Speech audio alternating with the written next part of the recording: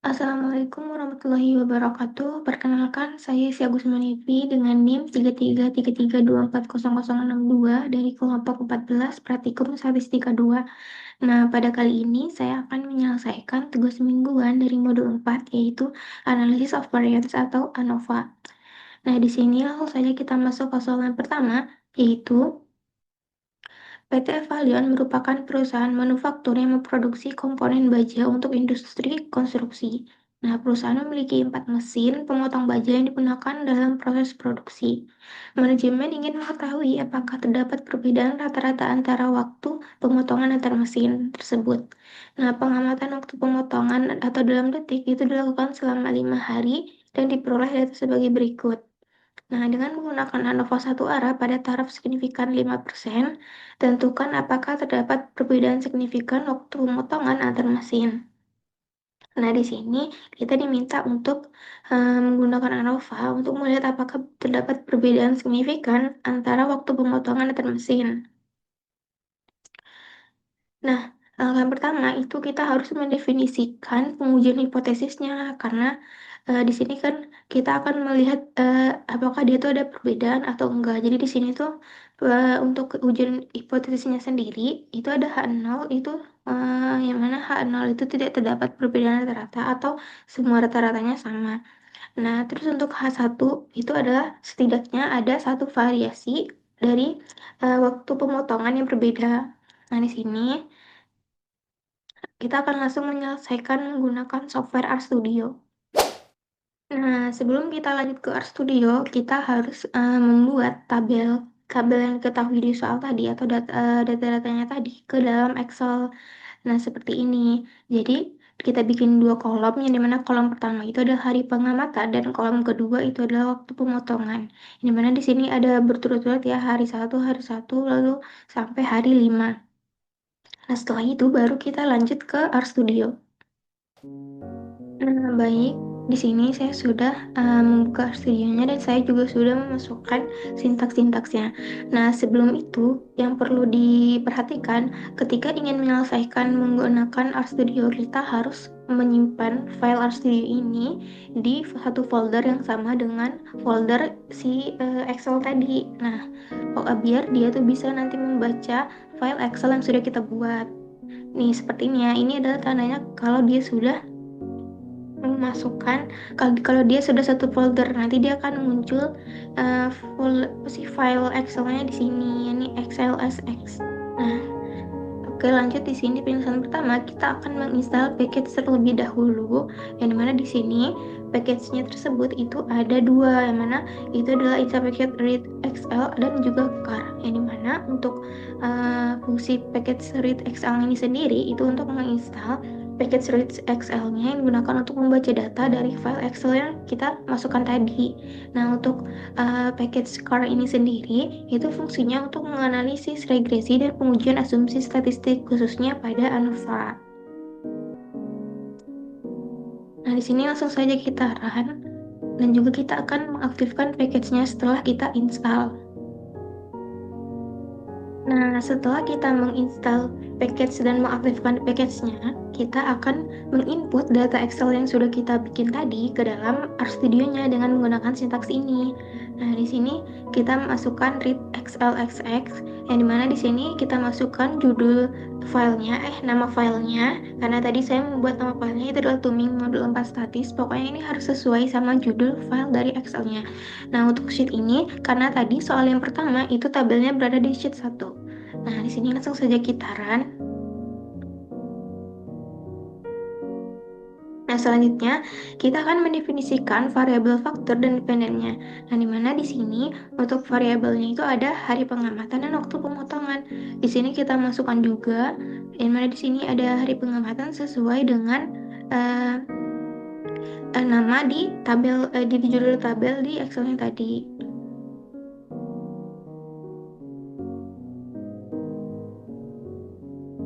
Dan di mana untuk waktu pemotongan sendiri itu merupakan variabel dependennya. Di sini langsung saja kita run. Nah, lanjut kita akan menguji homogenitas varians menggunakan event test, di mana di sini jika p-value-nya nanti dihasilkan besar dari 0,05 maka variansnya homogen.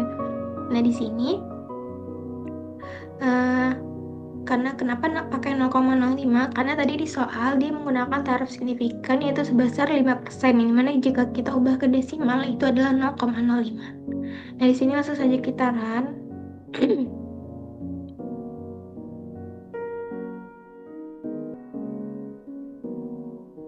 Yang dimana di sini langsung muncul hasilnya di bawah sini.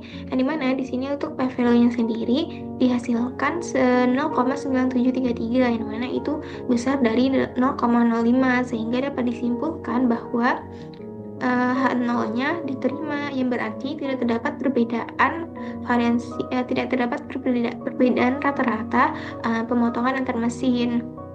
Nah, dan juga dapat disimpulkan bahwa varians data pada pemotongan antar mesin ini bersifat homogen, sehingga diasumsikan homogenitas varians pada ANOVA-nya terpenuhi dan juga dapat dilanjutkan.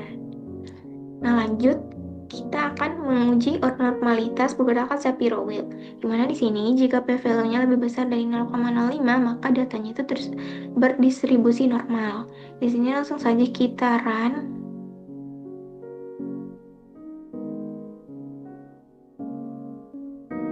Nah, di sini muncul hasil dari uji normalitas yang sudah kita lihat, dimana kita dapat kita lihat di sudut ini. Nah, yang dimana di sini didapatkan P value-nya yaitu adalah sebesar 0,9573, yang mana itu besar dari 0,05, sehingga dapat disimpulkan bahwa data pemotongan antar mesin tadi, waktu pemotongan antar mesin tadi itu berdistribusi normal dan juga memenuhi asumsi kenormalan pada ANOVA. Lanjut, kita akan menyusun model ANOVA satu arah, yang dimana di sini menggunakan sintaks yang ini. Nah, di sini langsung saja kita run untuk melihat model ANOVA-nya. Setelah kita run, di sini langsung muncul hasil analisis of variance atau ANOVA-nya, yang dimana di sini dapat kita lihat untuk nilai F hitungnya sendiri itu adalah 0,6602 dan dengan P value-nya yaitu 0,6291, yang mana dapat disimpulkan bahwa H0-nya diterima, yang artinya tidak dapat perbedaan yang signifikan pada waktu pemotongan berdasarkan hari pengamatan. Dengan kata lain, bahwa variasi waktu pemotongan yang terjadi antara hari pengamatan itu masih dianggap wajar, sehingga faktor hari pengamatan tidak berpengaruh signifikan terhadap waktu pemotongan. Nah, mungkin kita bakalan lanjut ke soal yang kedua. Baik, lanjut ke soal yang kedua. Pada soal yang kedua ini, diketahui PT OSIP Indonesia merupakan perusahaan manufaktur yang memproduksi batang baja untuk industri konstruksi.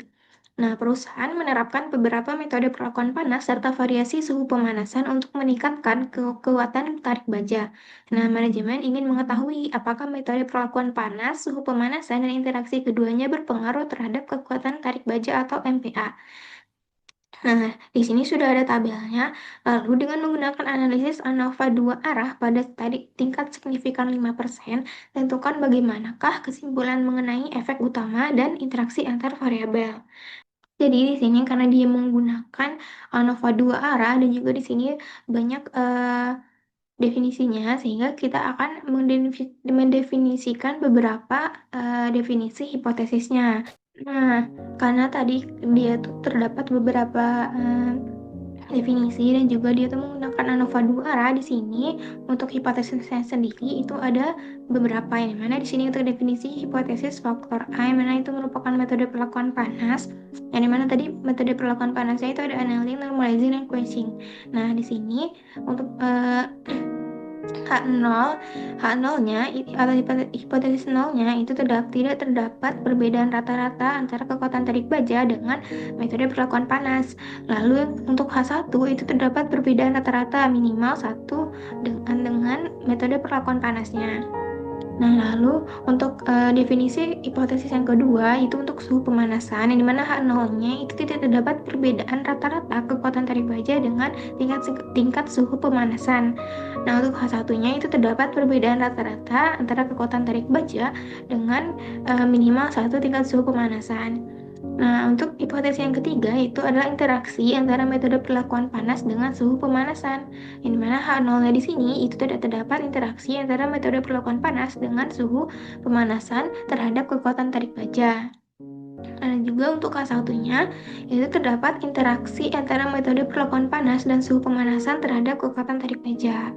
Nah, selanjutnya kita akan menyelesaikan menggunakan software RStudio. Baik, sama seperti soal yang pertama, itu kita harus membuat tabel yang diketahui di soal tadi ke dalam Excel. Nah, di mana nanti itu akan dibaca oleh RStudio-nya agar kita dapat menyelesaikan menggunakan software-nya. Nah, di sini untuk tabelnya sendiri, itu bagian kolom pertama itu adalah metode perlakuan panas, yang dimana tadi ada 3 metode, yang mana ada annealing, normalizing, dan quenching. Nah, selanjutnya di kolom kedua itu adalah suhu pemanasannya. Lalu untuk di kolom ketiga itu adalah kekuatan tarik bajanya. Nah, kalau sudah kita bikin tabelnya, kita bisa lanjut ke software RStudio. Nah, di sini langsung saja kita akan menginput data Excel sama seperti soal sebelumnya, kita akan menginput data Excel yang sudah kita buat, di mana ini bedanya cuma di sheetnya aja. Jadi untuk soal yang pertama itu sheetnya di sheet 1. Nah, untuk soal yang kedua itu sheetnya di sheet 2. Di sini langsung saja kita run. Setelah itu kita akan mendefinisikan faktor dan variabel dependennya, yang dimana di sini untuk metode dan suhu itu merupakan faktornya, lalu untuk variabel dependennya itu adalah kekuatan atau kekuatan tarik baja. Nah, di sini langsung saja kita run. Setelah itu kita akan menguji living test untuk homogen data, yang dimana di sini nanti apabila diketahui nilai P-nya itu lebih besar dari 0,05, maka asumsi homogen ragam data terpenuhi. Nah, di sini menggunakan living test, yang dimana kekuatan dengan metode dikali suhu. Di sini langsung saja kita run. Nah, di sini langsung muncul hasilnya, di mana di sini langsung kita lihat di sini untuk p-value sendiri itu dihasilkan 0,998, yang dimana itu lebih besar dari 0,05, sehingga dapat kita simpulkan bahwa H0-nya diterima, yang berarti tidak terdapat perbedaan varian yang signifikan antara kelompok kombinasi dari metode dan juga suhu, yang mana dapat disimpulkan bahwa varians data kekuatan baja tersebut itu bersifat homogen, sehingga asumsi homogenitas varians pada analisis ANOVA dua arah ini terpenuhi dan juga dapat dilanjutkan. Nah, selanjutnya kita akan menguji normalitas menggunakan Shapiro-Wilk. Di sini sama seperti uji homogen, apabila dia p-value-nya lebih besar dari 0,05, maka dia berdistribusi normal. Di sini langsung saja kita run. Nah, di sini langsung muncul hasilnya. Ini mana di sini hasilnya untuk p-value-nya sendiri adalah 0,05354. Nah, di mana apabila kita bandingkan dengan 0,05, tentu lebih besar ini ya, sehingga dapat disimpulkan apabila p-value-nya lebih besar dari 0,05, maka data kekuatan tarik baja itu berdistribusi normal dan memenuhi asumsi kenormalan pada ANOVA. Nah, selanjutnya kita akan menyusun model ANOVA dua arah. Di sini langsung saja kita run. Nah, setelah kita run, kita langsung dapat nih hasilnya. Ini mana di sini ada 3 ya p-value-nya, karena tadi kan kita sudah membuat definisi hipotesisnya itu ada 3, karena ini adalah 2 arah, sehingga di sini untuk dapat kesimpulannya itu ada 3 juga. Yang mana kesimpulan pertama itu untuk hipotesis yang pertama, yang dimana di sini untuk p-value-nya sendiri didapatkan sebesar 2,2 dikali 10 pangkat min 16, yang dimana itu lebih kecil dari 0,05, sehingga dapat disimpulkan bahwa H0-nya itu ditolak dan juga H1-nya diterima, yang berarti sesuai dengan yang udah kita definisiin tadi, kalau H1-nya diterima berarti terdapat perbedaan rata-rata kekuatan tarik baja dengan minimal 1 metode perlakuan panasnya. Lalu untuk kesimpulan yang kedua, di sini Untuk di bagian suhu itu diperoleh, ini bagian sini ya, diperoleh P value-nya sebesar 9,294 dikali 10 pangkat min 13, ini mana itu juga kecil dari 0,05, sehingga dapat disimpulkan bahwa H0-nya ditolak dan H1-nya diterima, yang artinya terdapat perbedaan rata-rata kekuatan tarik baja pada minimal satu tingkat suhu pemanasan. Selanjutnya itu untuk kombinasi metode dan suhu, yang dimana di sini untuk kombinasi metode dan suhu itu diperoleh P value-nya itu sebesar 0,3833, yang dimana itu besar dari 0,05, sehingga dapat disimpulkan H0-nya diterima dan H1-nya ditolak, yang dimana artinya bahwa tidak terdapat interaksi antara metode perlakuan panas dan suhu pemanasan terhadap kekuatan tarik baja. Nah, mungkin cukup sekian penjelasan dari saya. Apabila ada kesalahan dalam penyampaian, saya mohon maaf. Assalamualaikum warahmatullahi wabarakatuh.